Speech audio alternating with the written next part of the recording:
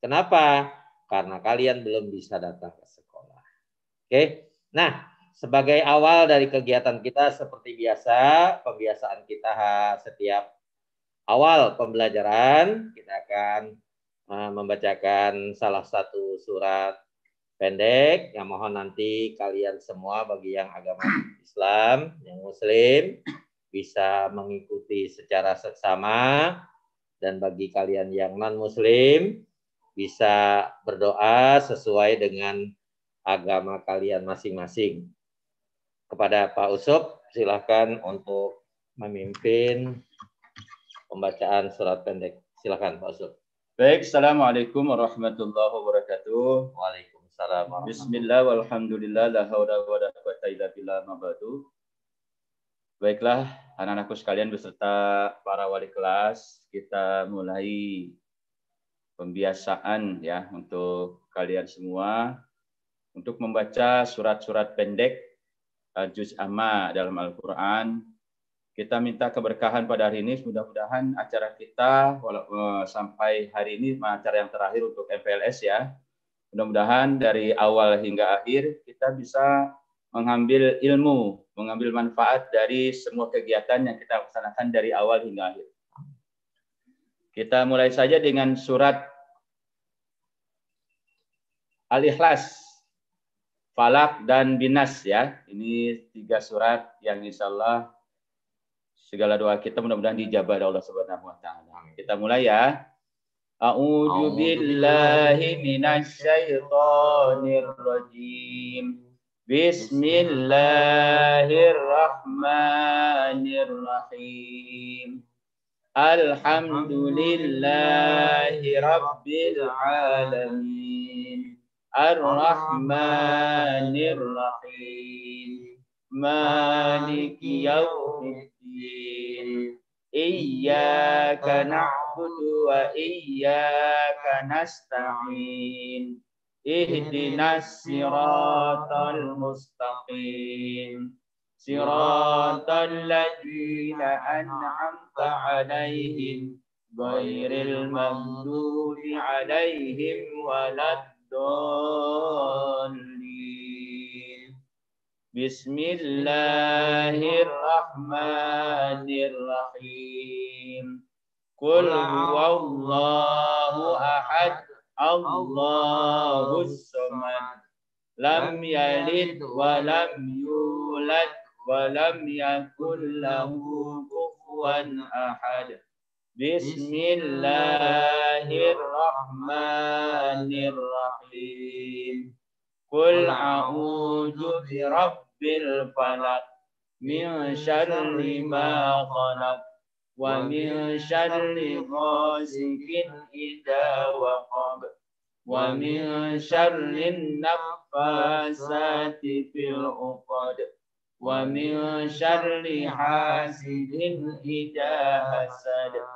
Bismillahirrahmanirrahim. Qul a'udzu birabbin nas, malikin nas, ilahin nas, min syarril waswasil khannas, alladzi waswisu fi sudurin nas, minal jinnati wan nas. Shadaqallahul adzim. Demikian, terima kasih. Assalamualaikum warahmatullahi wabarakatuh. Waalaikumsalam warahmatullahi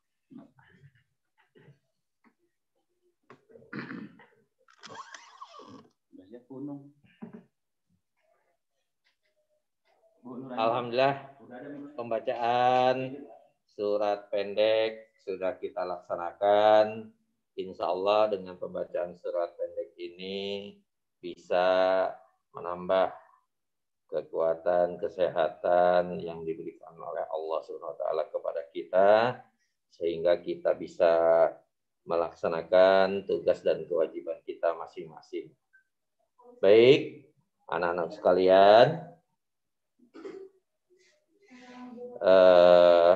materi pada hari kedua ini nanti kita akan mengikuti penyajian materi tentang bimbingan konseling. Nah, ini mungkin hal yang baru yang kalian dengar di SMP, ya. Jadi ini hal yang baru. Apa itu BK, bimbingan konseling, dan untuk apa ada bimbingan konseling? Mohon kalian bisa dengarkan, bisa kalian simak nanti, sehingga setelah materi ini akan menambah pengetahuan kalian, dan ke depan kalian bisa memanfaatkan BK ini untuk kepentingan kemajuan kalian ke depan. Baik, operator sudah siap? Oke, sekarang kita akan dengarkan penyajiannya. Bismillahirrahmanirrahim. Assalamualaikum warahmatullahi wabarakatuh. Baik, hari ini kita akan belajar tentang apa itu bimbingan konseling di SMPN 7 Kota Tangerang Selatan. Mungkin kalian asing ya dengan istilah bimbingan konseling, karena memang bimbingan konseling baru diberikan di tingkat sekolah lanjutan pertama. Oke ya. Nah, sebelum kita bahas selanjutnya diri dulu ya. Nama Ibu Nur Aini Masri. Kalian bisa panggil Ibu Nur saja, Ibu Nur Aini. Jadi cukup Bu Nur ya. Ibu adalah guru BK untuk kelas 7. Ibu berlatar belakang pendidikan di bimbingan konseling di UNJ Jakarta. Cukup ya? Oke. Sekarang apa sih bimbingan konseling itu? Nah, baik. Apa itu bimbingan? Nah, menurut para ahli, di sini ada Pak Rohman bilang bahwa bimbingan adalah sebagai suatu proses pemberian bantuan kepada individu yang dilakukan secara berkesinambungan supaya individu tersebut dapat memahami dirinya dan dapat bertindak secara wajar sesuai dengan tuntutan dan keadaan lingkungan sekolah, keluarga, masyarakat, dan kehidupan pada umumnya. Oke, berarti bimbingan itu ada bantuan. Jadi setiap bimbingan itu ada bantuan. Bantuannya itu berkesinambungan terus-menerus.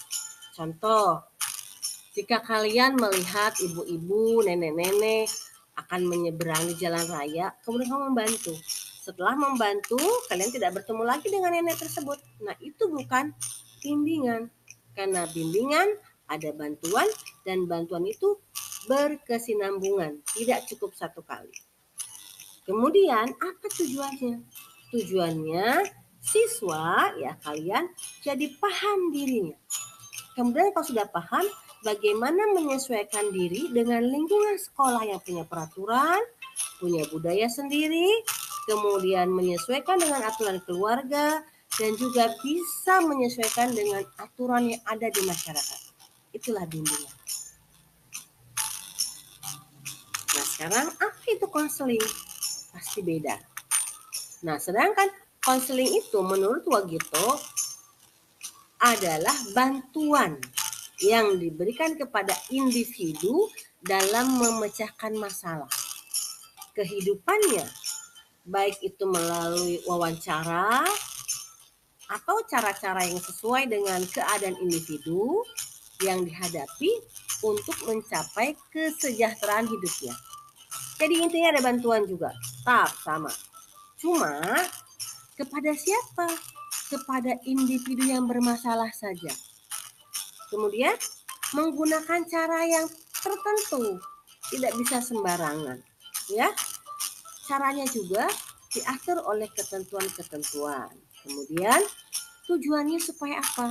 supaya siswa tersebut, anak tersebut, individu tersebut yang punya masalah bisa menghadapi masalahnya dan bisa menyelesaikannya, kemudian mencapai kesejahteraan hidupnya. Oke ya. Nah, sekarang apa tujuan bimbingan konseling kalau begitu? Nah, kita lihat.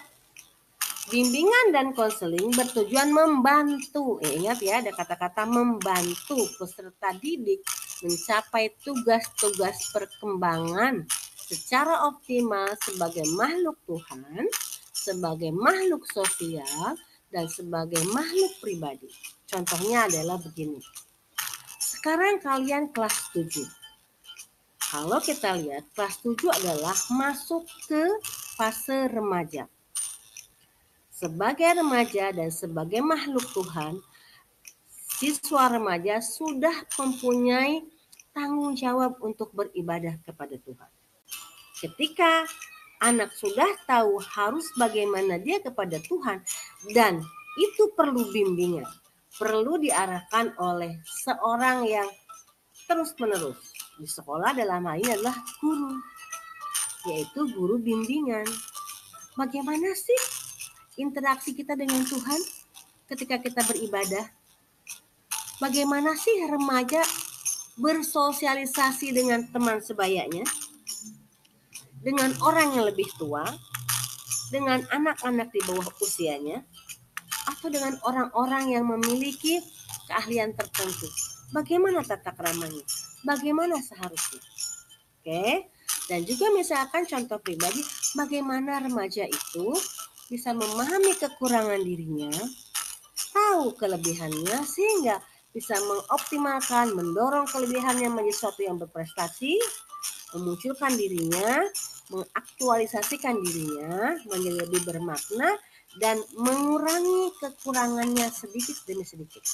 Jika itu sudah remaja ketahui, maka otomatis remaja tersebut dapat menyesuaikan dirinya sebagai makhluk Tuhan, sebagai makhluk sosial, dan juga sebagai makhluk pribadi, sehingga dia bisa hidup lebih bermakna. Paham ya? Oke, berikutnya adalah, nah, kalau begitu, secara khusus, tujuan bimbingan konseling itu membantu siswa dalam mencapai apa sih? Oke, pertama adalah membantu siswa mencapai kebahagiaan hidup pribadi sebagai makhluk Tuhan. Tadi yang sudah dijelaskan ya. Kemudian juga membantu kehidupannya lebih produktif, lebih menghasilkan sesuatu yang bermanfaat bagi masyarakat. Ya. Kemudian juga membantu mencapai hidup bersama dengan individu-individu lain. Tidak menyendiri, tapi berbaur tanpa harus terwarnai sesuatu yang jelek. Tapi bisa menyesuaikan diri. Oke.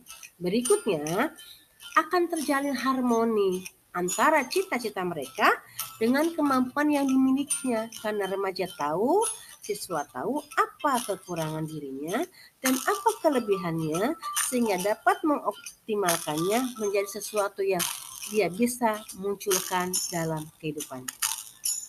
Oke, berikutnya adalah, nah, ketika melaksanakan bimbingan konseling, seorang guru BK atau konselor dipandu atau diatur oleh asas-asas bimbingan konseling.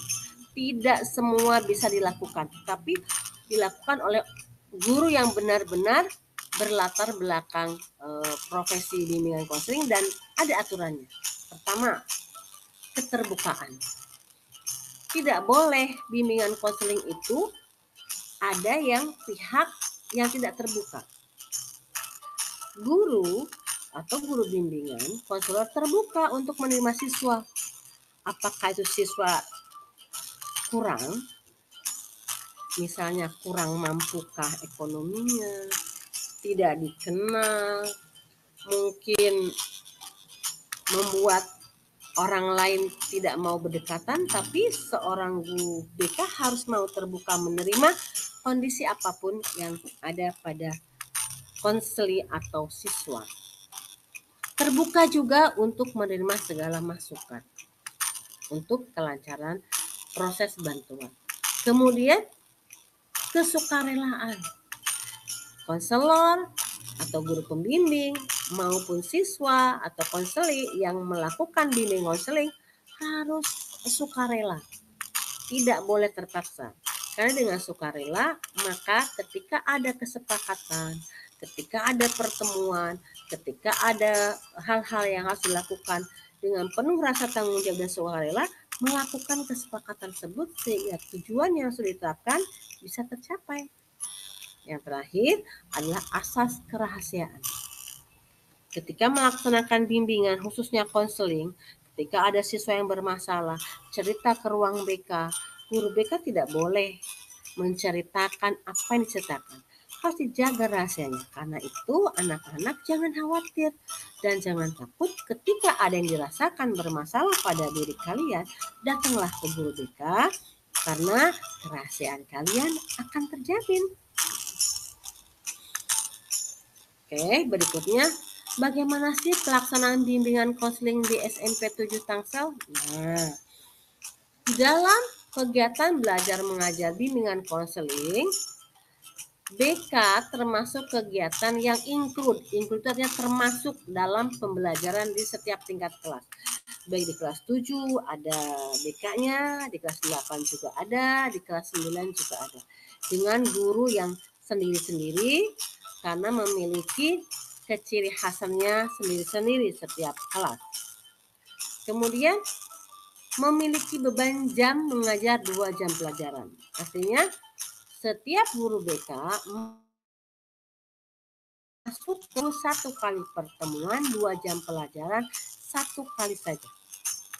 Kemudian apa yang dilakukan? Nah, melakukan bimbingan klasikal seperti masuk pelajaran lain, masuk ke kelas, memberikan materi hal-hal yang perlu diketahui, baik itu berhubungan dengan sebagai makhluk pribadi, sebagai makhluk sosial, ataupun sebagai makhluk Tuhan, dan ada hal-hal lain. Atau juga melakukan bimbingan kelompok, yang intinya semua adalah untuk pencegahan. Jadi anak-anak yang belum punya masalah diberikan materi-materi sehingga paham tentang sesuatu hal, misalkan contoh, misalkan berikan materi tentang bagaimana sih cara memanage waktu yang tepat. Nah, ketika guru BK menjelaskan, memberikan materi atau bekerja sama dengan kalian membahas tentang manajemen waktu yang tepat, maka kalian akan tahu bagaimana seharusnya saya mengatur waktu yang saya miliki sehingga waktu bermain, waktu belajar, waktu bersama dengan sehingga tercegah dari hal-hal tidak bisa mengatur waktu, tidak bisa beribadah, hanya main HP seharian, itu kan berarti tidak seimbang. Nah, oleh karena itu masuklah guru BK di kelas, fungsinya untuk pencegahan ataupun pengembangan bagi siswa-siswa yang sudah bisa mengatur waktu, bagaimana meningkatkan prestasi. Ada materinya tingkat motivasi belajar misalkan, hal-hal seperti itu. Kemudian ada pun fungsi penyembuhan kuratif dilaksanakan melalui konseling individu. Jadi bagi mereka yang memiliki masalah tidak di kelas tapi ada di ruang konseling secara individu, datang ke guru konselor atau berdasarkan data yang terjaring. Misalkan ibu melihat ternyata dari sekian anak, 40 anak, ada nih satu siswa yang absen terus. Apanya sampai 10 hari. Nah, itu terjaring artinya. Ibu harus mendekati anak tersebut, mencari tahu, mau membantu, tidak usah takut ditanya kenapanya. Ada masalah apa sebenarnya? Ada hambatan apa sehingga dia tidak masuk berhari-hari.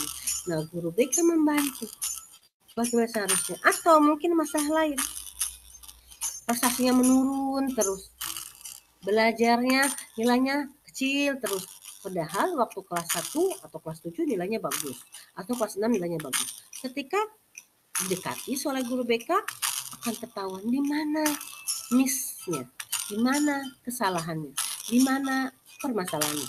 Nah, bersama-samalah antara siswa yang bermasalah tadi dengan guru atau BK atau konselor mengadakan konseling tatap muka individu yang tujuannya untuk mengatasi masalahnya. Ya, paham. Terakhir, apa korelasi atau hubungannya BK dengan prestasi siswa? Sedangkan BK tidak diberikan nilai, tidak memberikan nilai dalam rapot siswa. Kok ada pelajarannya gitu ya? Nah, Ibu akan menjelaskan bahwa BK memang bukan mata pelajaran yang memberikan nilai di rapot. Tidak ada nilainya di BK. Jadi jangan bilang, nilai BK saya berapa? Itu nggak ada. Karena memang bukan mata pelajaran. Tetapi BK atau bimbingan konseling dengan segala program yang sudah Ibu jelaskan tadi itu menghantarkan siswa menjadi yang siswa mandiri dalam hidupnya dan lebih bertanggung jawab terhadap tugas-tugas belajar di sekolah. Bayangkan ketika guru BK sudah memberikan materi kelas tentang manajemen. Demikianlah gambaran tentang program bimbingan konseling di SMPN 7 Kota Tangerang Selatan. Semoga kalian bisa memahami, dengan harapan ketika sudah paham, kalian bisa mengikuti semua program BK dengan menyenangkan dan bermakna bagi kalian. Ibu tutup, wassalamualaikum warahmatullahi wabarakatuh.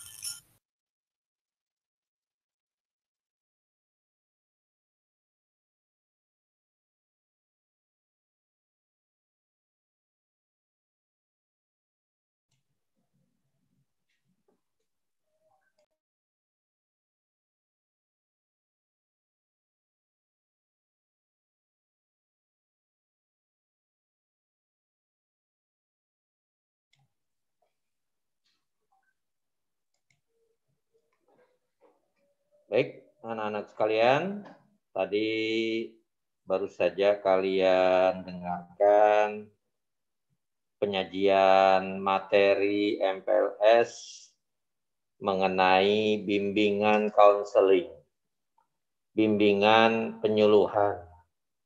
Yang ini merupakan materi baru bagi kalian, sehingga kalian baru tahu setelah kalian masuk SMP. Dulu ketika kalian di SD, kalian belum pernah mengenal. Tapi Bapak yakin pelaksanaannya sering kalian lakukan. Apa?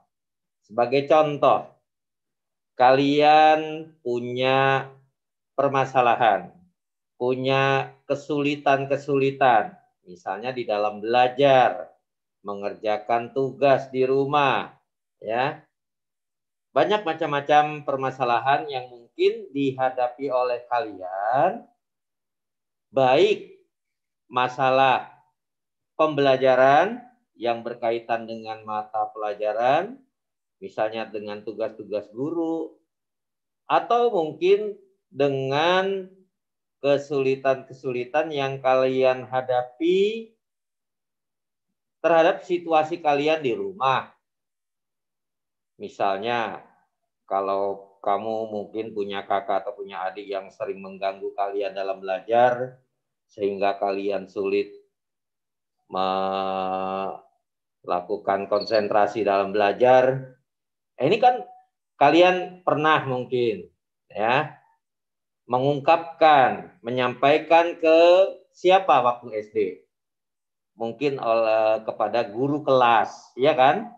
Kalian dulu di kelas 6 masih ingat siapa guru kalian di kelas 6. Setiap ada permasalahan, mungkin kalian sampaikan, Pak, Bu, saya di rumah begini. Ya. Pak, ini adik saya begini. Atau mungkin juga orang tua kalian begini. Nah, ini mungkin pernah ada di antara kalian. Atau mungkin juga orang tua kalian. Ya, orang tua kalian yang menghadapi kalian ini punya kendala, punya masalah.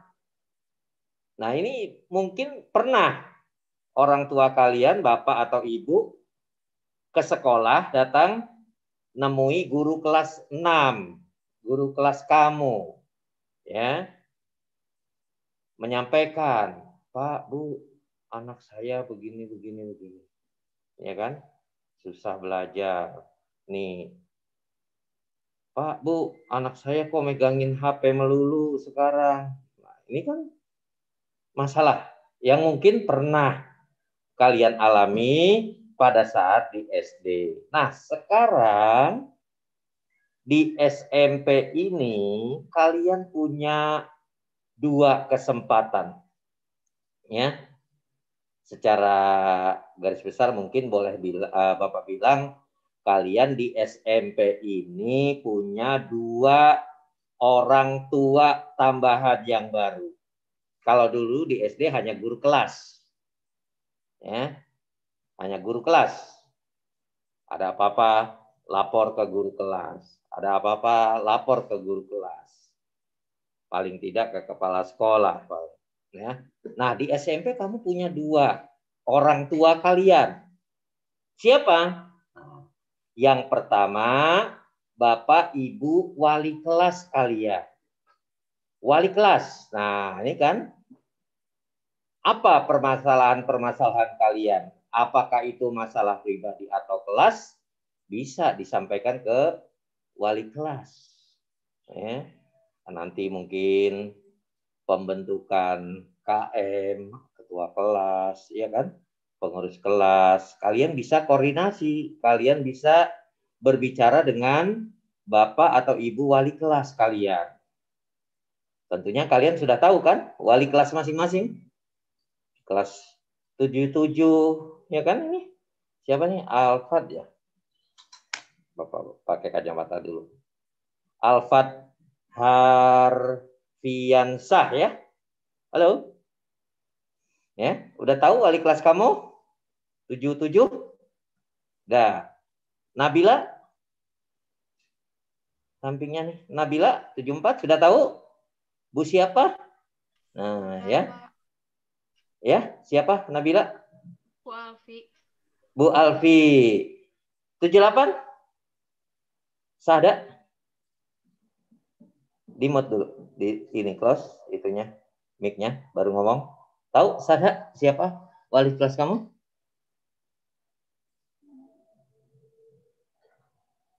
Diklik dulu tanda mic-nya. Ya. Ini Siapa? Bu Nur Aini. Bu Nur Aini yang tadi barusan ngomong kan? Ya. Sudah kenal wajahnya? Nah, Ahmad Al-Farizi. Kelas berapa, Ahmad? Di itu dulu. Mute. Nah, ya. Diklik lagi. Mic-nya. Gambar mic. Ya. Nah. Bu Nur Aini. Oh, 78 ya. Oke. Ya. Halila. Halila kelas apa nih Halila? Kamu tadi udah disebut namanya. Kelas 74, Pak. 74. Wali kelasnya sudah tahu ya? Iya. Nah, mungkin yang lain juga ini ada Naila Sari Nuri Salum. Ya. Naila, Bang, namanya. Yang goyang pak kakinya kan kok. Ya. Ya. Jadi kalian harus kenal siapa wali kelas kamu sehingga nanti kalian bisa berkomunikasi, berkonsultasi dengan Bapak Ibu wali kelas kamu, ya. Dan yang kedua, orang tua baru kalian adalah yang tadi. Jadi ini kelas 78 rugi nih, ya. Kelas 78 rugi. Kenapa? Karena ibu wali kelas kamu dimiliki oleh sebuah kelas 7. Selain di kelas. Kalau Bapak Ibu yang lain wali kelas hanya milik kamu di kelas itu, sedangkan Bu Nur Aini adalah wali kelas 78 ya. Juga sebagai guru bimbingan konseling yang menangani permasalahan-permasalahan yang ada di kelas 7, seluruh siswa kelas 7. Nah, di SMP ini ada 2 tadi wali kelas, yang kedua guru BK. Nah, sekarang guru BK tadi sudah dijelaskan. Ya, untuk apa ada guru BK? Jadi nanti kalian boleh berkomunikasi, berkoordinasi dengan Ibu Nur Aini. Ya barangkali kepada orang tua juga bisa saja kalau nanti mau menyampaikan ya permasalahan yang berkaitan dengan anak tentunya, dengan kalian ya. Mungkin kalian yang sering main, terlambat pulang ya, atau mungkin HP-nya bukan untuk Zoom pembelajaran atau bukan untuk Google Classroom, tapi untuk apa tuh yang sekarang? TikTok, YouTube. Nah ini tolong, kemarin juga Bapak dengar salah satu wali kelas kamu, Bu Alpi kalau nggak salah, Bapak dengar. Ya, ada yang, Bu, HP saya kok nggak bisa nih download Zoom, nggak bisa download Classroom. Nah ini berarti di HP-nya sudah penuh memorinya dengan TikTok, dengan YouTube. Nah, hapus itu dulu. HP yang untuk belajar, ya, besok aplikasi-aplikasi yang tidak berkaitan dengan pembelajaran, tolong dihapus. Ini untuk memperingan HP kalian dan untuk memperlancar kalian dalam belajar. Kalau HP-nya nanti tidak bisa download Classroom, kamu nggak bisa nerima pelajaran. Karena Bapak Ibu guru kalian ini akan menyampaikan pembelajaran melalui Google Classroom. Ya, termasuk dengan Zoom juga. Makanya 2 aplikasi itu harus ada. Nah ini ketika Bapak Ibu kamu menemukan permasalahan seperti itu, ya kamu boleh saja lapor. Ya. Atau kamu juga punya permasalahan, ngomong. Anggaplah Ibu Nur Aini itu adalah orang tua kedua kalian. Ya. Setelah ayah dan ibu, ya, tentunya Ibu Nur Aini selaku guru bimbingan konseling boleh kamu ungkapkan, ya, boleh kamu ungkapkan apa permasalahannya. Mudah-mudahan kalau kamu mau mengungkapkan ada solusi, ada jalan keluar, ya kan? Jangan cuma diam, ditelan sendiri saja, yang akhirnya kamu tidak bisa belajar, tidak bisa menyelesaikan tugas, sehingga nilainya akan jatuh. Ya, kamu tidak bisa mencapai prestasi. Ya. Nah, ini mudah-mudahan kalian bisa memanfaatkan secara maksimal. Ya, manfaatkan. Jadi Bu Nur Aini itu kelas 7. Jadi kamu yang kelas 7, ayo datangi Bu Nur. Dan satu hal, ya,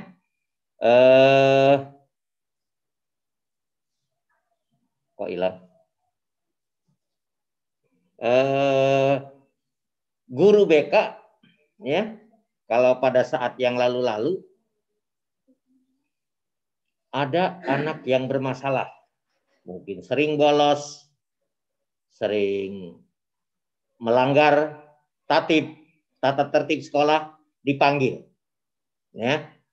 Ada yang melanggar aturan, dipanggil. Nah, ini tidak harusnya demikian. Jadi guru BK bukan hanya untuk siswa-siswa yang bermasalah. Jangan salah persepsi ya. Guru BK, ayo kamu deketi, jangan malah kamu takut sama guru BK. Kebanyakan selama ini yang sudah-sudah, kalau kamu dipanggil guru BK, takut. Ya, takut boleh kalau memang kamu punya salah. Tapi takutnya bukan langsung dipanggil lari. Ya kan? Dipanggil lari. Tapi justru kalau kamu punya masalah, langsung temukan. Jangan sampai dipanggil, kamu bertemu. Bu, saya punya masalah ini di rumah. Setiap saya mau berangkat nggak dikasih ongkos. Tapi bukan itu ya. Minta ke guru BK. Bukan. Iya kan. Ya tapi kalau memang itu sangat terpaksa orang tua kamu, ya boleh saja ngomong.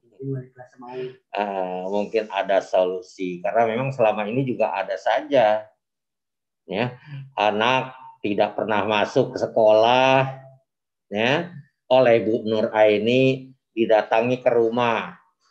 Setelah di rumah ternyata ada anaknya yang memang tidak punya ongkos, ya, tidak punya biaya untuk naik kendaraan ke sekolah. Nah ini nanti akan dibantu juga oleh Bu Nur Aini, Bu Guru BK, ya. Dicarikan solusi. Bukan berarti nanti akan dikasih langsung oleh Bu Nur, tapi dicarikan solusi. Kalian mungkin dimasukkan ke beasiswa apa, dana bantuan apa, sehingga nanti mudah-mudahan ada solusi yang terbaik. Ya, jadi silakan. Setelah kamu mengikuti materi BK, ayo semangat belajar, ya. Ketika ada masalah, ngomong, sampaikan ke Bu Nur Aini. Jangan diam saja. Dimas ya. Dimas, mudah-mudahan kelas 7 tahun ini semuanya bisa lancar. Terutama nanti paling HP-nya nih, kuotanya ya. Mudah-mudahan kuota bisa cepat ditransfer pulsanya oleh pemerintah ya. Nah, kalau nanti sudah ditransfer kan pulsanya kamu bisa manfaatkan buat apa? Buat Google Classroom dan buat Zoom. Bukan buat apa? Bukan buat TikTok, bukan buat YouTube, bukan buat chatting ke teman, WA ya. Itu. Jadi manfaatkan semaksimal mungkin segala sarana fasilitas yang diberikan untuk kegiatan pembelajaran, untuk Zoom, untuk Google Classroom, untuk chatting ke wali kelas, chatting ke guru BK boleh, ya. Oke, itu ya yang bisa kalian perhatikan tentang bimbingan konseling.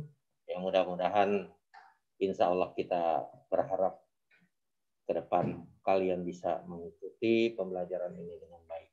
Didampingi oleh Bu Nur. Kalau kelas 8 nanti ada petugasnya sendiri, yakni Bu Tia, kalau nggak salah. Kemudian kelas 9 Bu Nurina Rahmalia.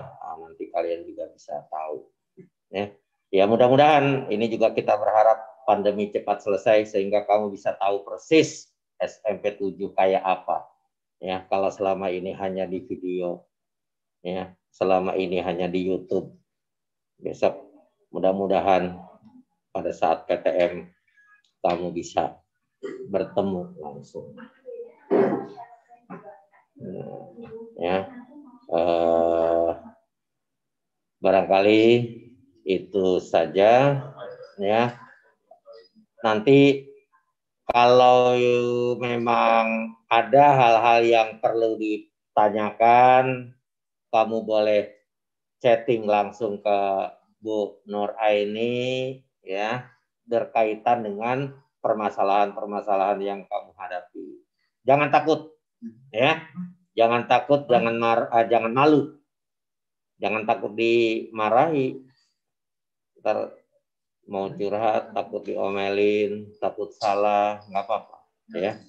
Insya Allah Bu Nur Aini orangnya sangat baik, ya, sangat baik. Oke, sebelum kita lanjutkan, barangkali ada yang mau bertanya silahkan. Kalau ada yang mau mengungkapkan hal-hal yang mungkin belum jelas, silahkan, boleh. Barangkali ada. Ya.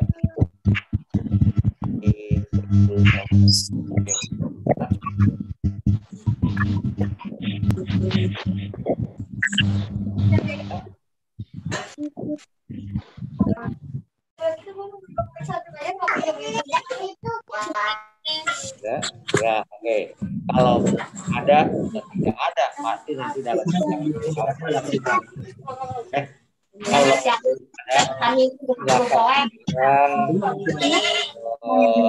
kalian kamu ditanya tadi di data dulu ya, kali nanti ke depan ada, mudah-mudahan sih masalah yang kalau memang nanti ada silakan kamu langsung bisa chatting langsung. Oke ya, nah, demikian kamu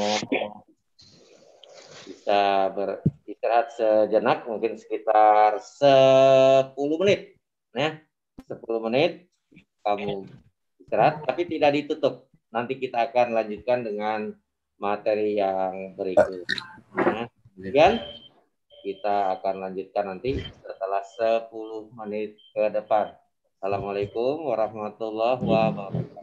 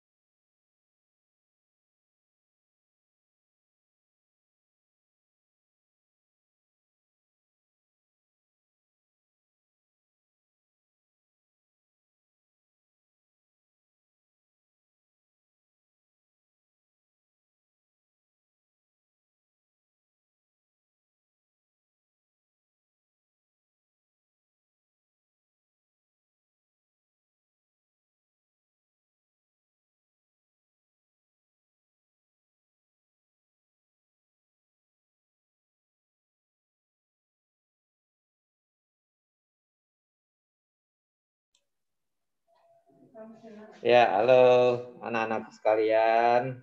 Siap-siap lagi ya. Ayo siap-siap lagi. Kita akan melanjutkan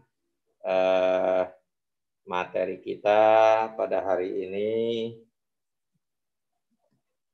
sambil menunggu kehadiran Bapak kita ya. Bapak sampaikan nanti sebentar lagi kalian akan mendapatkan arahan, wejangan atau nasihat dari Bapak kita, yakni Bapak pengawas ya. Pengawas dari Dinas Pendidikan Kota Tangerang Selatan. Tampil yang rapi biar kelihatan, wah ganteng-ganteng nih anak SMP. Ya. Ayo, siapkan. Nanti biar kalian terlihat ganteng dan cantik. SMP Negeri 7 siswa-siswanya nih. Tidak kalah dengan pembina OSIS. Oke. Assalamualaikum Pak Widi.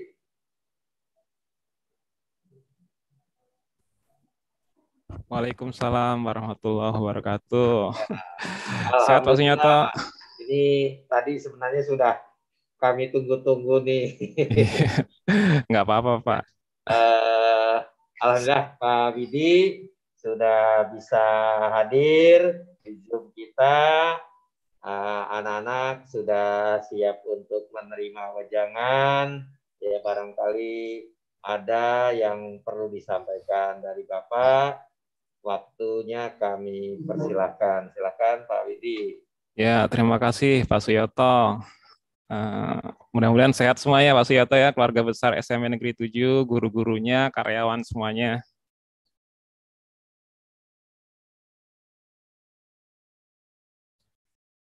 Baik, bismillahirrahmanirrahim. Assalamualaikum warahmatullahi wabarakatuh.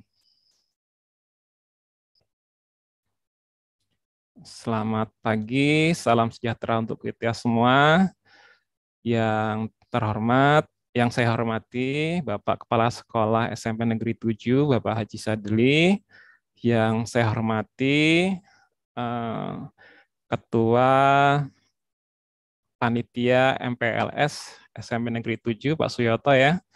Yang saya hormati juga rekan-rekan guru dan karyawan SMP Negeri 7, dan yang Bapak banggakan ya, Bapak andalkan siswa-siswi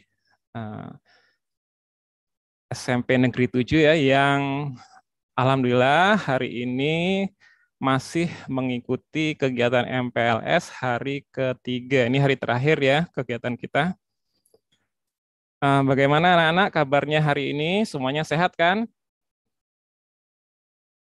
Ya, alhamdulillah. Anak-anak mengikuti kegiatan MPLS-nya nggak usah tegang-tegang. Jadi tetap menyimak gitu, santai aja, nggak usah tegang-tegang ya, karena nggak boleh loh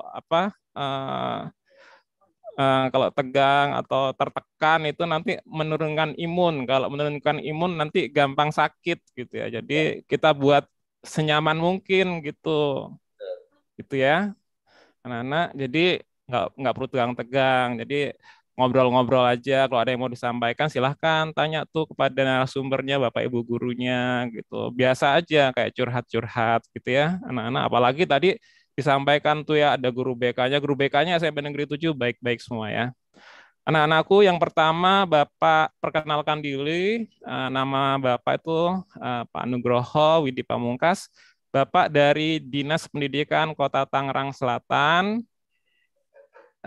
kebetulan ditugaskan sebagai pengawas di SMP Negeri 7, anak-anak ya. Jadi Bapak yang memberikan pembinaan, mengawasi dan sebagainya ya, termasuk ya berbagi juga ya.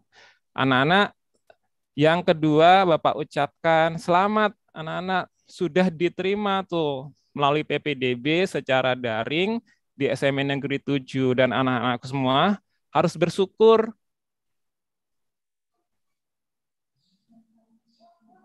Jangan share screen dulu ya anak-anak ya. Jadi harus bersyukur bahwa anak-anak diterima di SMA Negeri 7. Karena apa? Karena banyak teman-teman kalian ya yang belum bisa diterima di SMA Negeri 7 dengan persyaratan-persyaratan yang tidak memenuhi gitu. Jadi kalian harus bersyukur ya anak-anak.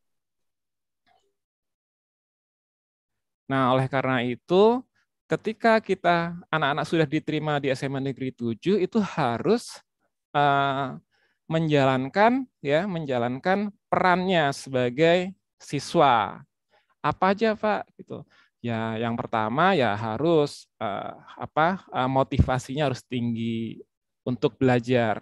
Karena kalian baru akan memulai. Nanti kalian kan belajarnya 3 tahun. Jadi harus punya motivasi. Kalau nggak ada motivasi susah nanti ya.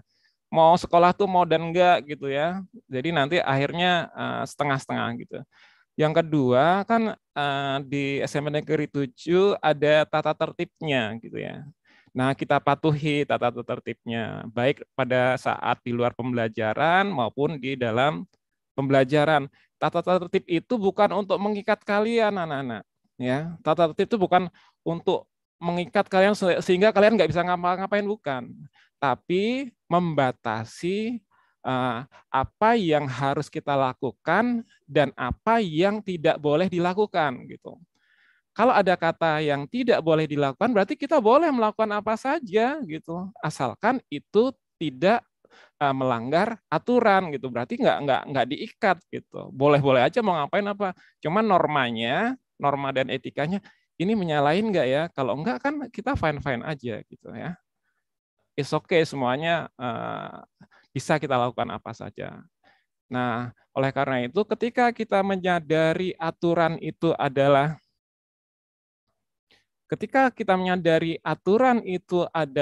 untuk supaya semuanya berjalan dengan baik, kita nggak akan merasa tertekan dengan peraturan yang ada di SMA Negeri 7. Gitu, ya. Jadi, mau ini nggak boleh, mau ini nggak boleh lah, sepanjang itu yang baik nggak akan dilarang, anak-anak. Gitu. Kalau tidak baik, baru yang dilarang. Gitu. Jadi, semuanya dikembalikan ke norma etika kita, gitu, anak-anak ya. Terus berikutnya anak-anakku, apa saja yang harus kamu lakukan di MPLS ini, yaitu pertama kalian mengenal guru-gurunya. Saya yakin kemarin sudah perkenalan, lalu lingkungan sekolahnya diperkenalkan oleh panitia, lalu program-program pembelajarannya diperkenalkan, sehingga ketika kalian mulai pembelajaran sudah sedikit paham. Dan karena kondisi seperti ini, kita belum bisa memulai pembelajaran tatap muka yang terbatas ya, karena kondisi COVID, apalagi Tangerang Selatan zona merah gitu ya. Jadi siap-siap kita PJJ anak-anak ya. Jadi siapkan, karena dari SD kalian udah PJJ juga, nanti di SMP juga PJJ.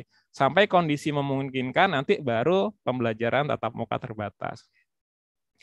Anak-anakku, yang paling utama yang ingin Pak Widi sampaikan, kalian boleh panggil Pak Widi, adalah ini anak ya, pentingnya ya di sekolahan atau di pendidikan itu terbentuknya ya karakter apa Pak sekarang yang sedang dikembangkan adalah karakter pelajar Pancasila ya.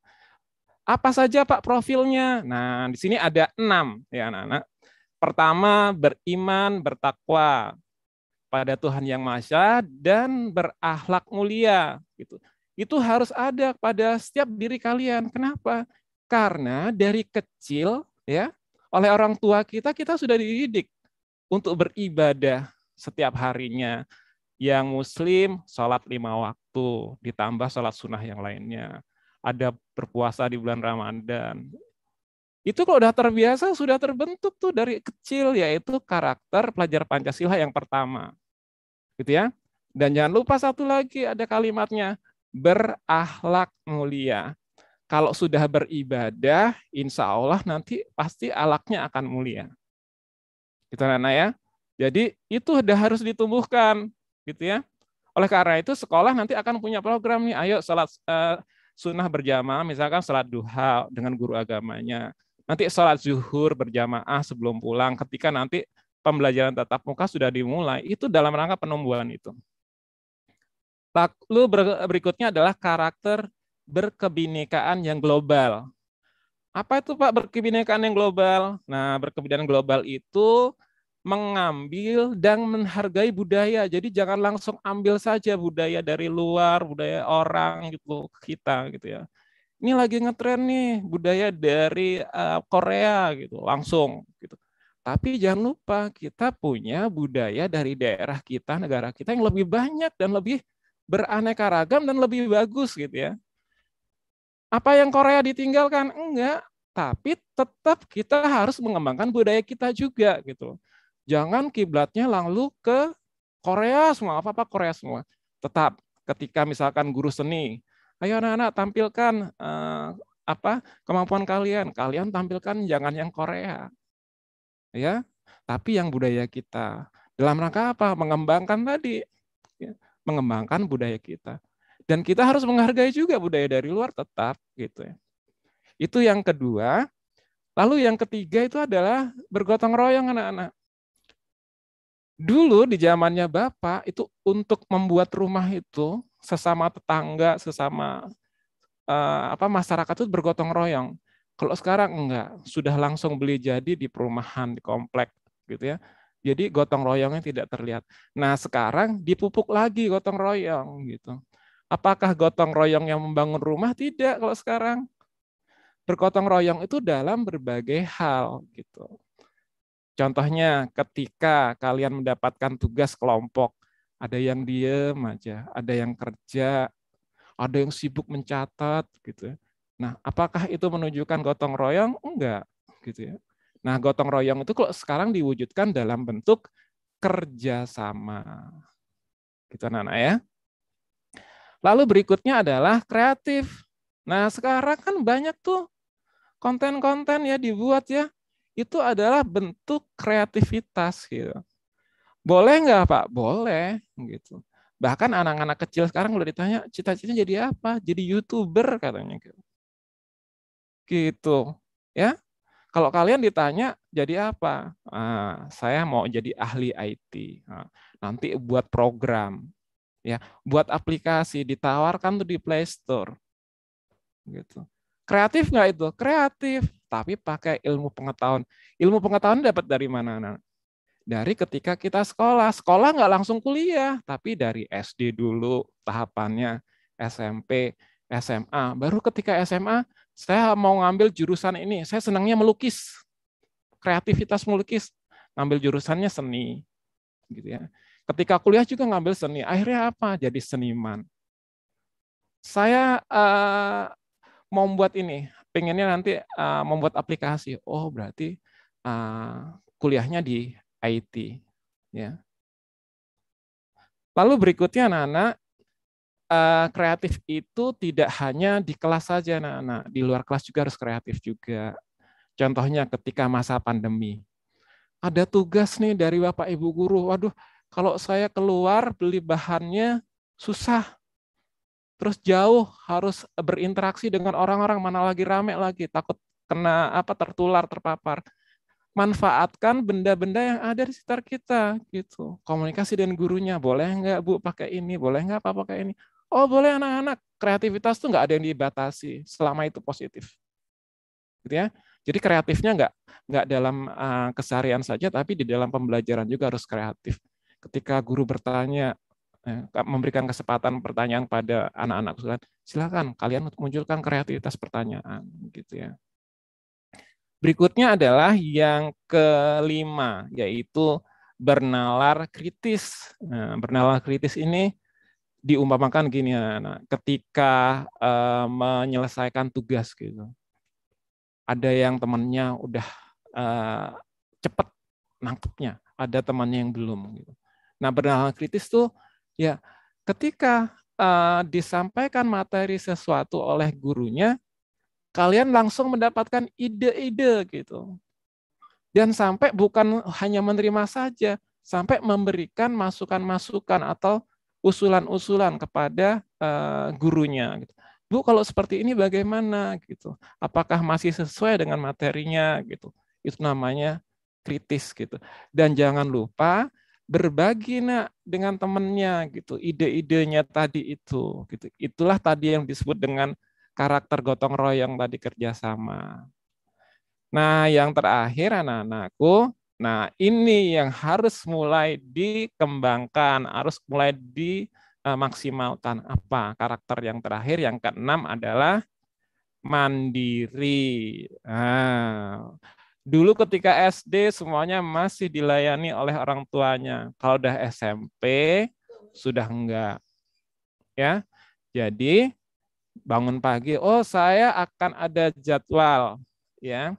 PJJ pakai Zoom meeting jam 7.30 dengan guru ini. Dari pagi udah disiapkan, Nak. Gitu. Siap-siap seragamnya, buku bacaannya. Oh, tadi malam kan udah disuruh baca buku ini melalui WA group untuk materi pelajaran PPKN misalnya. Kalian udah baca dulu sambil menunggu mulainya, kalian udah buka dulu. Jangan sampai ketika gurunya sudah mulai tatap muka online, kalian masih di tempat tidur. Itu namanya belum mandiri dan belum bertanggung jawab terhadap diri sendiri. Gitu nah ya. Nah, itu pengantar dari Bapak. Karena apa, anak-anakku? Karakter ini atau karakter profil belajar Pancasila ini sangat penting. Ini mengalahkan pengetahuan yang dimiliki. Gitu. Anak-anak kalau pinter tapi tidak memiliki karakter, kira-kira bagus atau enggak? Pasti jawabannya enggak, gitu ya. Karena karakter itu yang utama, gitu. Banyak ya alumni-alumni atau siswa-siswa yang tadinya ketika sekolahnya, mohon maaf ya, kemampuan pengetahuannya, kognitifnya kurang, tapi jadi orang sukses. Kenapa? Karena dia karakternya bagus, gitu. Karakternya itu nggak langsung dipelajarin anak-anak, tapi selalu dilatih setiap hari, gitu. Jadi karakter itu bukan dipelajari, tapi ditanamkan dan ditumbuhkan. Ditanamkan tuh dimasukkan ke dalam hati bahwa kita sadar karakter itu harus ada, terus harus diasah terus, dilatih terus, gitu, sehingga tumbuh. Oke, ada 6 tadi ya, anak-anak. Apa saja coba? Ada yang nyimak nggak? Silahkan dibuka ini, di unmute mikrofonnya. 1 saja peserta. Ada 6. Boleh nyebutkan 3, boleh nyebutkan 2.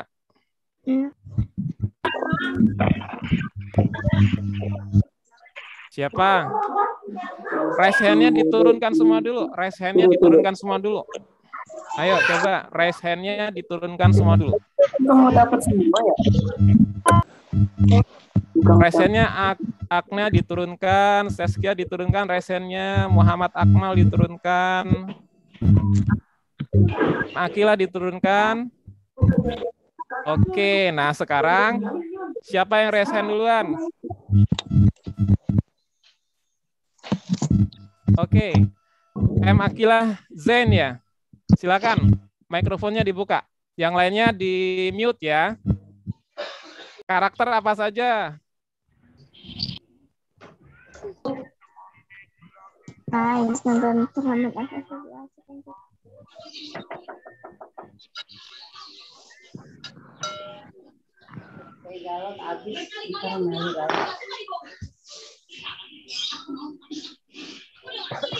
Ini cari apa nenek? Bau galon. Bau naon gelas nang umbah. Pakai kamet.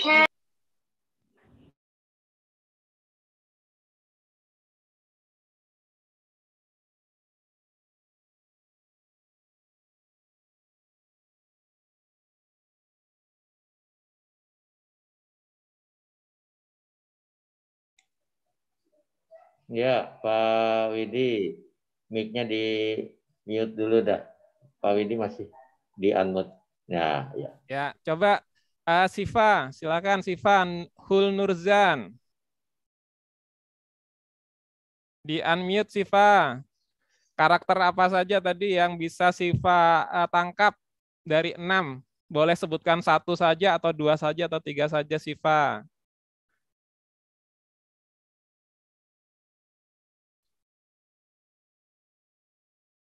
Ada?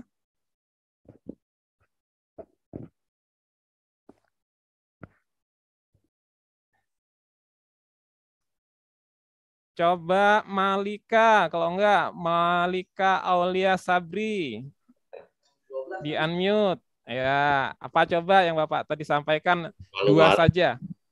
masih malu-malu anak-anaknya Pak. Enggak apa-apa. Ini kan enggak dinilai, enggak diapa.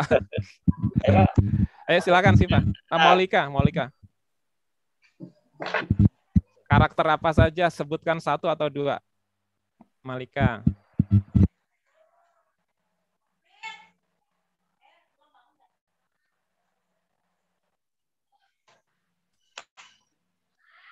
Apa? Ayo. Apanya? Apa di belakang? Apa di belakang? Iya, mau nanya ini. Lagi ngapain Kak?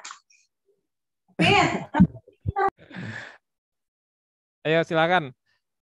Malika mau menyampaikan karakter apa aja tadi dari 6 tadi? Iya deh, Pak. Ya? Satu aja?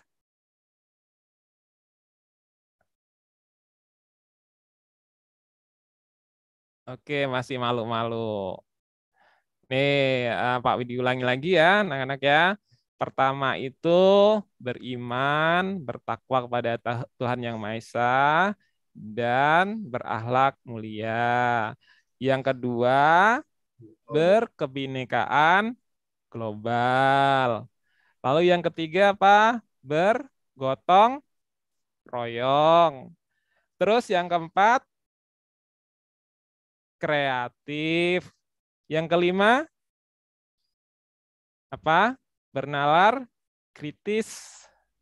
Dan yang keenam, mandiri. Mungkin ketika di SD belum diperkenalkan ya anak-anak ya. Oke, itu saja dari Pak Widi anak-anak.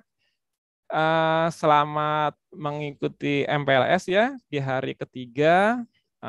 Bapak doakan semuanya sehat semua, keluarganya sehat semua. Yang saudara kita atau yang keluarga kita masih sakit diberikan kesehatan dan kesembuhan. Terima kasih Pak Suyoto atas waktu dan kesempatan yang diberikan kepada saya sebagai pengawas dari Dinas Pendidikan Tangerang Selatan. Saya berharap semuanya berjalan sesuai dengan rencana dan tidak ada kendala. Terima kasih saya Heri semuanya. Assalamualaikum warahmatullahi wabarakatuh. Waalaikumsalam warahmatullahi wabarakatuh. Terima kasih Pak Suyoto. Salam Ya. untuk teman-teman ya. Ya, makasih Pak Widi yang sudah menyampaikan pembekalannya, wajangannya untuk anak-anak sekalian. Nah, mudah-mudahan apa yang disampaikan, terutama tentang karakter-karakter yang diharapkan, ini bisa diterapkan oleh siswa kelas 7 terutama dan umumnya seluruh siswa SMP 7 Kota Tangerang Selatan. Sekali lagi terima kasih Pak Widi. Insya Allah kita juga selalu berdoa semoga pandemi ini cepat berakhir, kita bisa bertatap muka langsung. Ya sebenarnya dengan sistem Zoom ini kita kurang puas karena memang kami dari guru-guru kurang bisa menatap wajah mereka lebih jelas ya.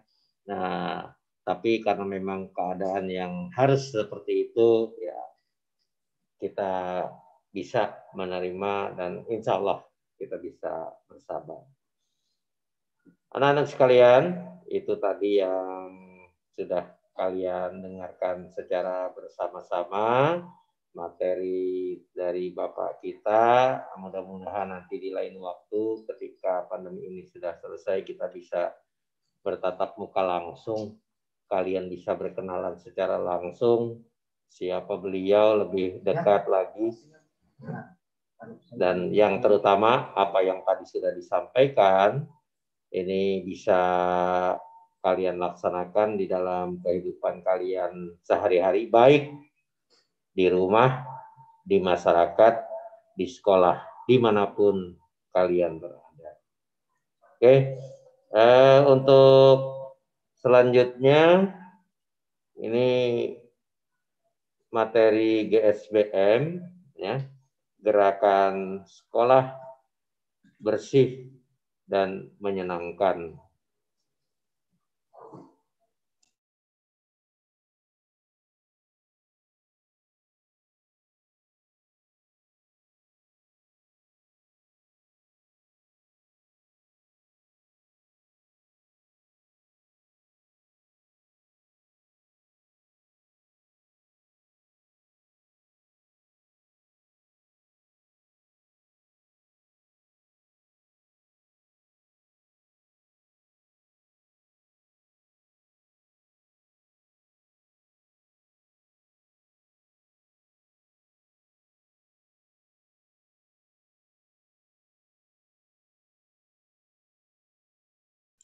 Oke, kembali Bapak ucapkan Assalamualaikum warahmatullahi wabarakatuh. Materi selanjutnya ini ada himbauan dari Dinas Pendidikan Kota Tangerang Selatan untuk menerapkan gerakan sekolah bersih dan menyenangkan. Pada kesempatan kali ini Bapak hanya ingin sedikit menekankan kepada kalian, terutama nanti ketika PTM dilaksanakan, ini tidak lain tujuannya untuk kemaslahatan kita semua, yakni tentang gerakan sekolah yang bersih dan menyenangkan. Nah, ini mohon kalian bisa pahami secara baik sehingga terutama nanti bisa diterapkan. Bukan hari ini hanya didengar, tapi nanti sebenarnya bukan hanya untuk di PTM di sekolah saja, ya. Di rumah juga kalian tentang kebersihan ini juga harus bisa menerapkan, ya. Tapi karena terkait dengan sekolah, nah ini kalian bisa terapkan terutama setelah kalian berada atau pada saat kalian berada di sekolah, pada saat belajar. Ketika mulai kalian masuk ke pintu gerbang sampai kembali pulang, tetap tolong kita perhatikan kebersihan. Nah, ini gampang kelihatannya dan sering kalian dengar tentang kebersihan, ya. Tapi pelaksanaannya yang perlu ada komitmen, ya. Ada niat dalam hati kita untuk bisa melaksanakannya. Misalnya apa? Nah, nanti kita, kalau kalian lihat di sekolah kita, ya, walaupun belum terlalu banyak, tempat sampah ini ada 2. Ada yang berwarna kuning, ada yang berwarna hijau. Nah, itu mungkin kalian belum paham. Selama ini sampah yang ada, sampah yang kamu hasilkan, buang seenaknya saja, ya. Boro-boro di tempat sampah. Tapi masih banyak di antara kalian siswa SMP 7 yang membuang sampahnya semaunya, ya. Begitu sampah apa saja, sampah sekecil apapun. Misalnya ketika kamu makan permen, ya, kamu mungkin bisa, ya, bungkus permennya ini kan kecil. Begitu kalian kupas langsung lepas, buang, jatuh di jalan.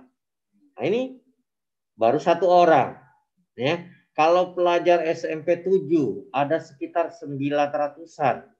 900 bungkus permen. Coba bisa kalian bayangkan berapa banyaknya, ya? Berapa banyaknya? Belum lagi jajanan-jajanan yang lain. Nah, ini, ya. Jadi ini yang Bapak harapkan di dalam gerakan sekolah bersih dan menyenangkan. Ini Bapak harapkan kesadaran kalian untuk bisa, ya, membuang sampah pada tempatnya, ke tempat sampah. Belum lagi kalian harus memilah, ya. Belum lagi kalian harus memilah mana sampah yang anorganik, mana sampah yang organik. Nah, ini, ya. Jadi satu kesadaran yang ingin Bapak tekankan dalam GSBM. Ya, GSBM ini terutama di sekolah. Coba perhatikan, sampah sekecil apapun yang kamu hasilkan, ya, tolong diperhatikan membuangnya. Minimal atau paling tidak kamu membuangnya ke tempat sampah. Lalu bagaimana? misalnya kamu ini kalau bungkus permen kecil. Satu lagi misalnya kamu meraut pensil, ya, meraut pensil itu kan Pak sedikit, itu bekas rautannya paling cuma secomot.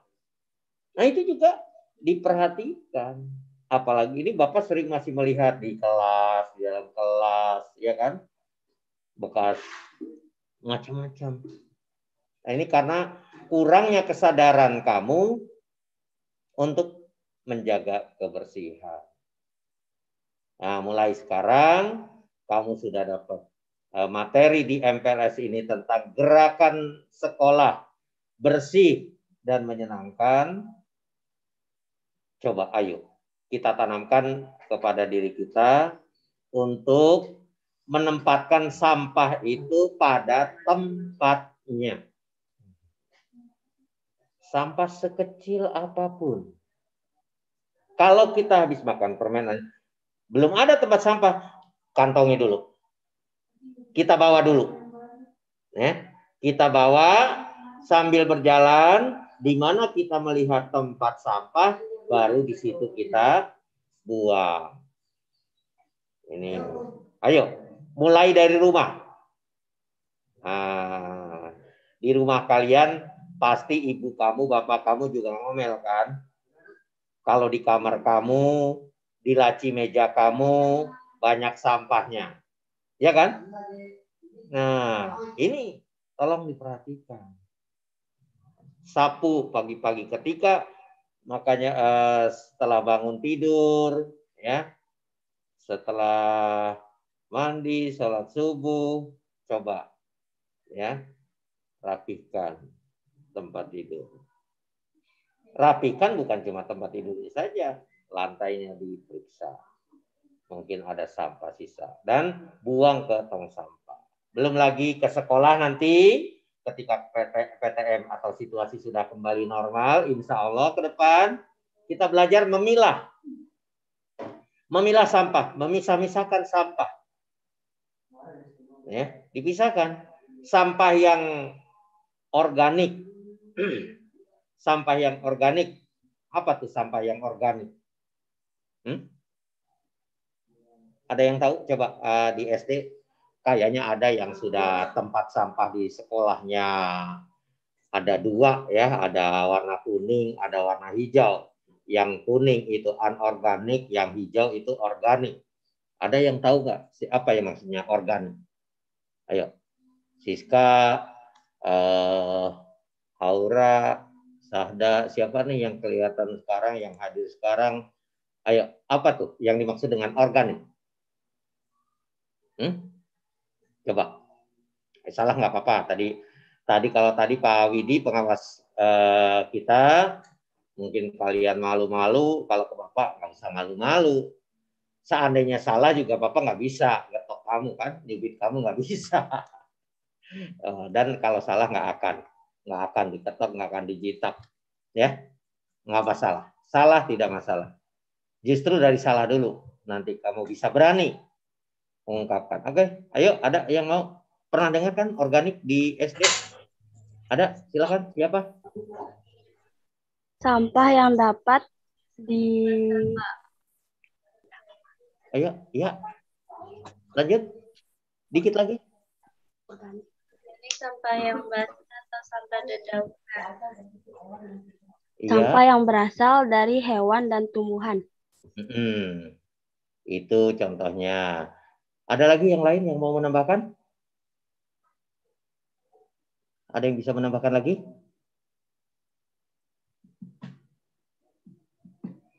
Ada? Sampah yang bisa diurai. Sampah yang bisa diurai. Bagus. Ada lagi?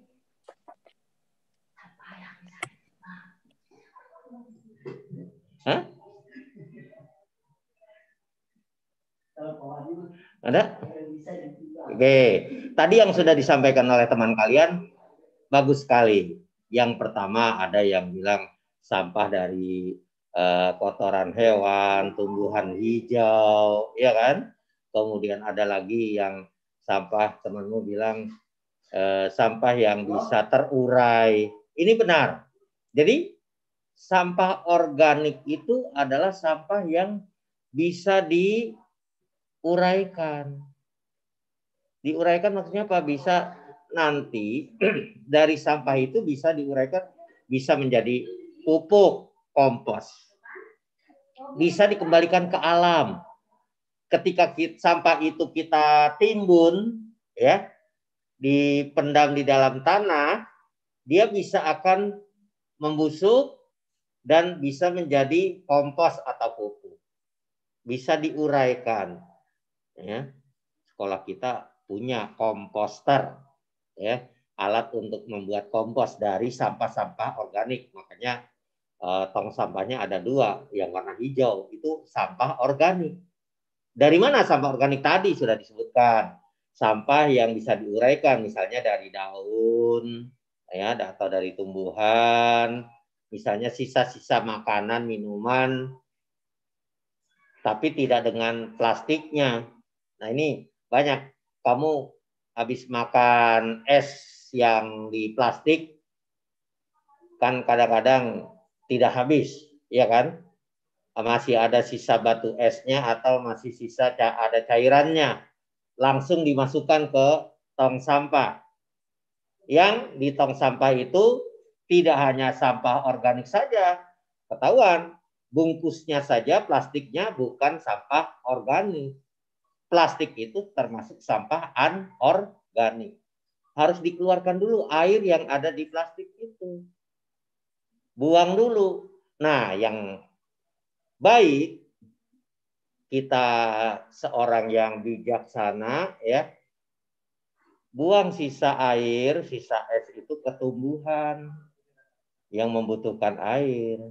Nah, kalau dia bisa bicara, dia akan mengucapkan terima kasih kepada Tuhan. Ya, setelah disiram sisa minuman, ya, sisa minuman dari es kamu. Yang usah gitu. Ini aja. Ya. Nah, itu. Jadi airnya dibuang dulu, baru plastik. Baik sampahnya, plastiknya, bungkusnya itu bisa dimasukkan kemana? Ke tong sampah yang mana? Tong sampah yang kuning. Tong sampah yang kuning. Tong sampah yang kuning. Yang sampah anorganik. Tadi kalau yang organik yang warna hijau adalah sampah yang bisa diuraikan, bisa menjadi kompos, ya, bisa jadi pupuk tanaman. Sedangkan yang anorganik adalah sampah yang tidak bisa terurai. Plastik, ya, walaupun dipendam di dalam tanah, dia akan tidak tetap seperti itu. Tidak akan bisa busuk. Nah, coba siapa yang pernah bertanam, ya, nanam di pekarangan rumah atau membantu ayah ibu nanam, ya, kamu saat menggali tanah ada plastik yang sudah warnanya sudah kusam, tapi tidak busuk. Nah, itulah sampah anorganik. Plastik salah satunya. Ya, dia tidak akan busuk. Terus kenapa? Akan merusak kondisi tanah. Ya, tanah akan menjadi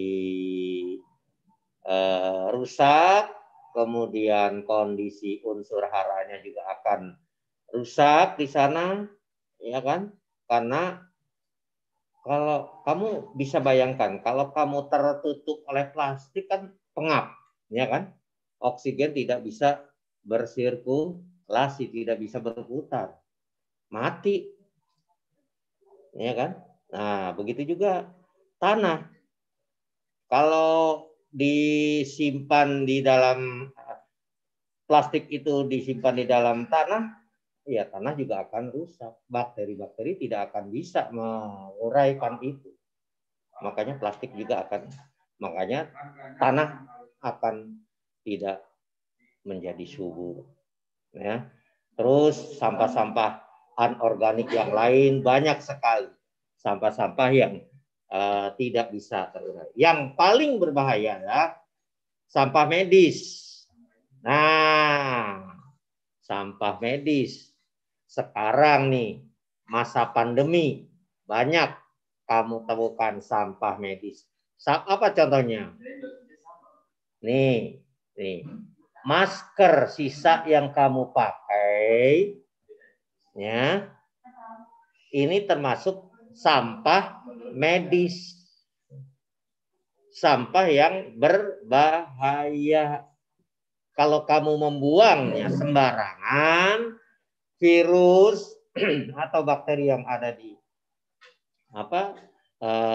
bekas masker mungkin akan menyebar kemana-mana, ya kan?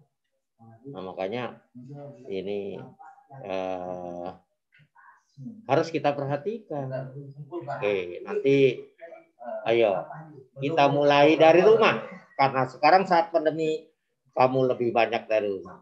Ayo di rumah kamu bisa pisahkan, yang plastik pisahkan sendiri, ya kan? Yang tidak bisa busuk pisahkan sendiri. Kalau yang sisa daun, sisa ini, itu kamu bisa pendam, jadikan kompos. Kalau kamu tahu caranya membuat kompos, sebenarnya tidak sulit. Ya. Kamu kumpulkan sisa-sisa daun, sisa-sisa bekas makanan, masukkan ke tong. Tong itu bisa ember plastik, ya, ditutup, didiamkan saja beberapa hari, itu lama-lama akan membusuk. Nah, busuk memang awalnya bau, tapi lama-kelamaan itu akan hilang baunya. Apalagi kalau ditambah bakteri pengurai yang lain, ya, ini sampahnya tidak akan berbau. Dan komposnya itu bisa dimanfaatkan. Kalian bisa siram di tanaman, tumbuhan kalian yang ada di depan rumah, ya, dan sebagainya. Oke, nah, ayo. Nah, mudah-mudahan nanti kalau sekolah kita sudah bersih, ya kan, tempat sampahnya kamu sudah bisa memilah-milah, insya Allah kenyamanan akan terbentuk. Kalau kelas sekolah kita bersih, kamu akan betah kan?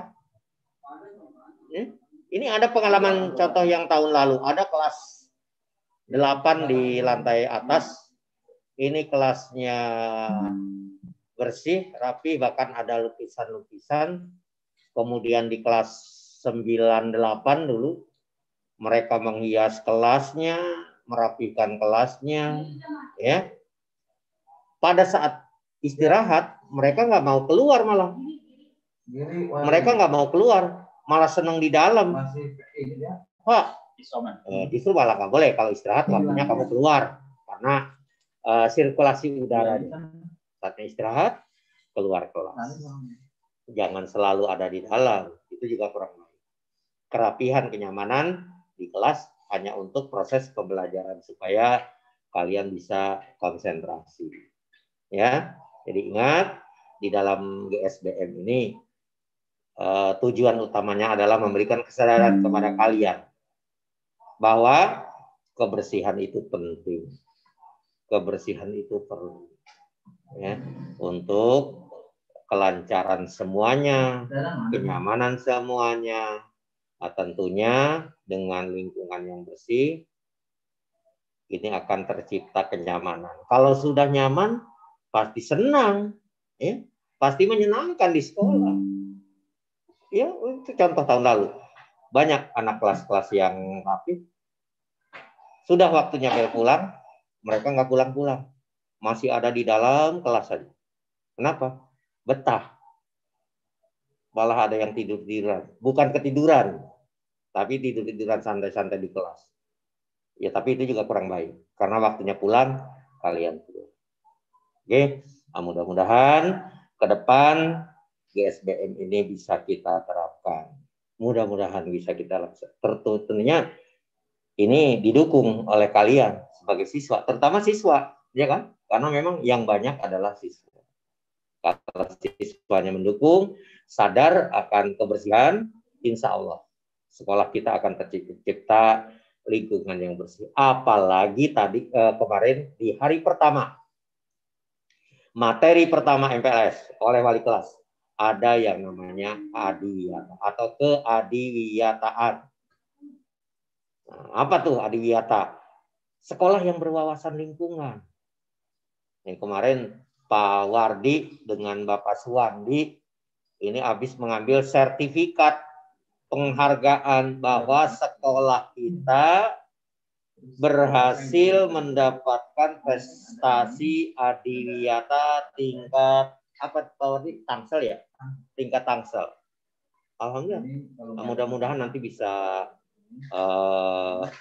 ke tingkat yang berikutnya. Oke. Nah, barangkali itu saja yang ingin Bapak sampaikan. Mudah-mudahan bisa kalian cerna, bisa kalian hayati, resapi. Dan nanti ketika kalian PTM datang ke sekolah, ini bisa diterapkan. Terapkan sosialisasi, belajar di rumah ini tentang kebersihan. Ayo, pasti orang tuamu juga akan senang. Ya, sampah pilah-pilahkan, bersihkan. Oke, barangkali itu saja.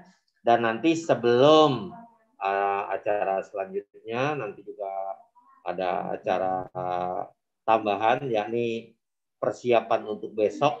Karena untuk besok kalian akan mulai pembelajaran secara daring yang mungkin akan diawali oleh wali kelas masing-masing untuk perkenalan dan sebagainya, karena memang kemarin kalian hanya terbatas waktunya. Kita hanya 3 hari. Ya memang sebenarnya untuk MPLS 3 hari ini sungguh sangat waktu yang singkat. Ya. Mudah-mudahan nanti kita bisa bertemu di lain waktu, di lain kesempatan dalam keadaan sehat walafiat. Demikian dari Bapak. Nanti kita akan lanjutkan ke materi berikut. Demikian, Assalamualaikum warahmatullahi wabarakatuh.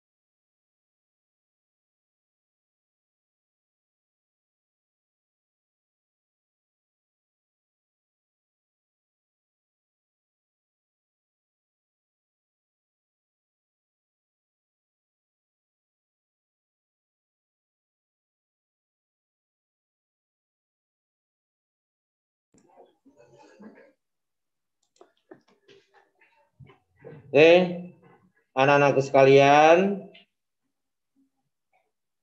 acara demi acara dari hari pertama Senin tanggal 12 Juli 2021 hingga hari ini hari ketiga, hari Rabu tanggal 14 Juli 2021 kita bisa laksanakan kegiatan MPLS meskipun terus terang masih banyak hal-hal yang belum tersampaikan.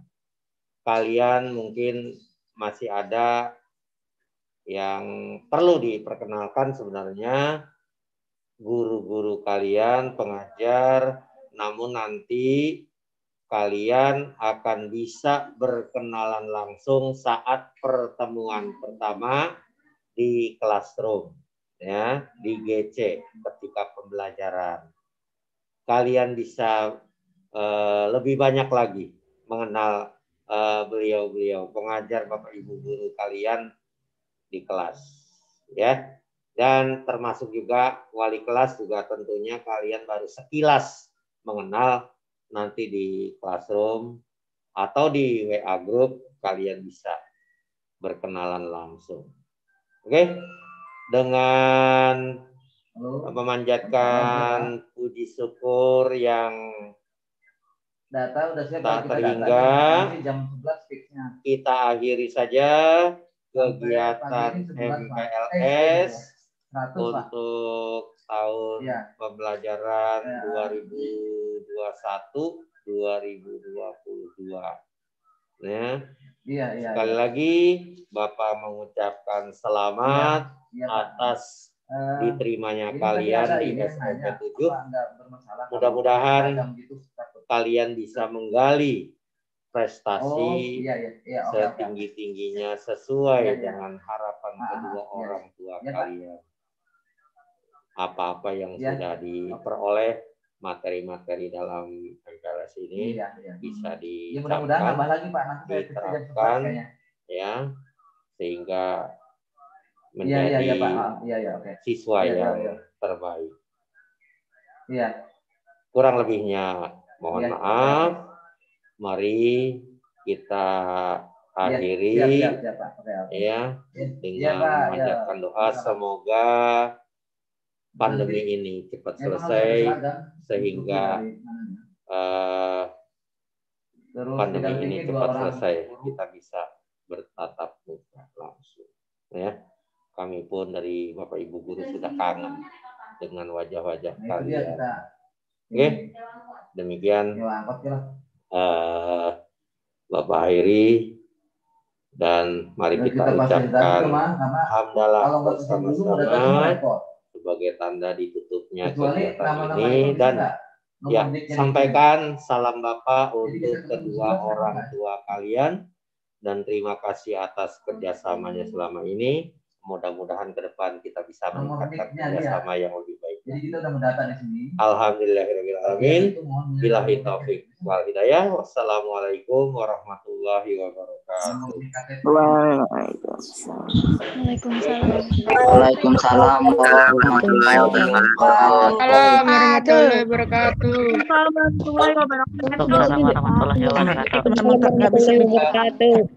Bisa, Ibu udah bisa bicara. Warahmatullahi wabarakatuh. Itu saya Pak. Sehat selalu ya Pak. Sehat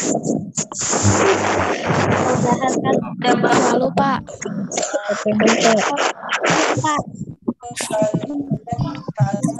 Ketemu lagi.